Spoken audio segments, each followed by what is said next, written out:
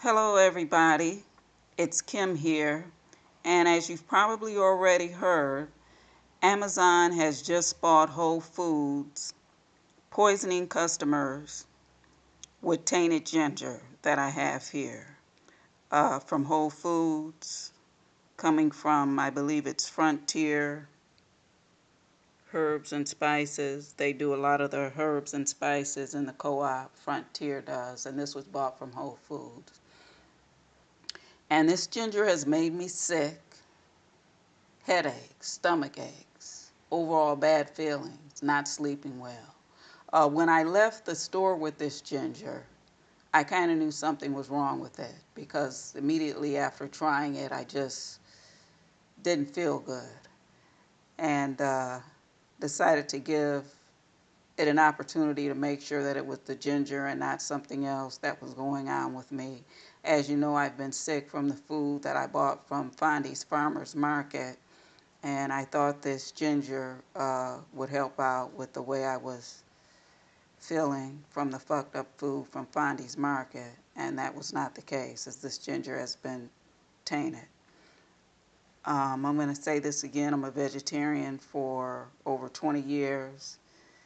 I've been studying food and nutrition since I was 7 years old, and I know good food, bad food, and fucked up food. This is definitely not good food. It's been tainted or poisoned, and I'm not able to consume it, nor can I use it in any of the cosmetic products or other purposes that I would use ginger for, and I'm just going to return it to Whole Foods. And as you know, one of the first products that I told you that was tainted and or poisoned on me was GT's kombucha. That was GT Synergy kombucha. And that one of the ingredients in that kombucha is ginger, and normally probably at least 75% of the time when I bought kombucha, uh, it would have ginger in it. And if you know anything about kombucha, it's good for cleaning out your whole system, so it would be good for a stomach ache, possibly even food poisoning, including the ginger that was in it. So I'm just making note of that was one of the first foods that was poisoned on me, and for it seems like several years now, I just haven't been getting ginger in the raw form in the co-ops. I haven't had an affinity for it, so I don't know if I moved away from it because of some manipulative practices that often go on in the herbal sections of the store, or even with with all of the food in the store. But for some reason, I just haven't. It's been several occasions that I said I forgot the ginger when I've gone into the herb store.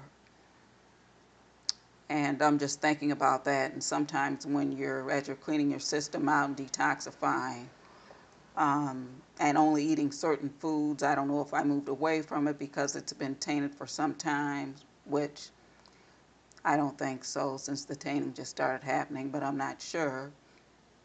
Uh, or if it was some type of practice, manipulative practice that they were using in the herbal section to, keep people from buying certain herbs. That's just a thought anyway. But this ginger has definitely made me sick. I'm not able to continue consuming it. Once again, I said headaches, stomach aches, neck pain. I've never felt like that from consuming ginger. Ginger is something that can calm your whole system down. It's even good for a child. Even a child can take ginger. So if ginger makes you sick, then, something's wrong with this product. I bought ginger a couple of days later from Juba Market. The first batch of ginger that I got from Whole Foods, which is a Frontier product, on 7/24 didn't work for me. So I tried to get ginger again. As I'm telling you, I'm still feeling sick from that Fondy's Market food.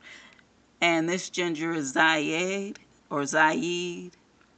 It's an Arabic or uh, Middle Eastern product. I'm familiar with their products and buy them from time to time. This ginger is also tainted. I tested it through several days of testing, and I kept not feeling good when I was taking this ginger.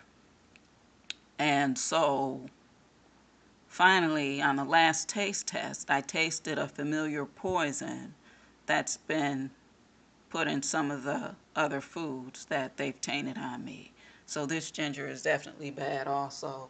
I bought this from a small grocery store in Milwaukee, and I don't think I'll be able to take it back because, small grocery stores or ethnic grocery stores aren't going to let you take anything back after it's been opened. So uh, that tainted ginger is just a loss for me, and I'll probably be contacting the company, I believe it's Tainted, and find out why they're selling tainted and poisoned food products.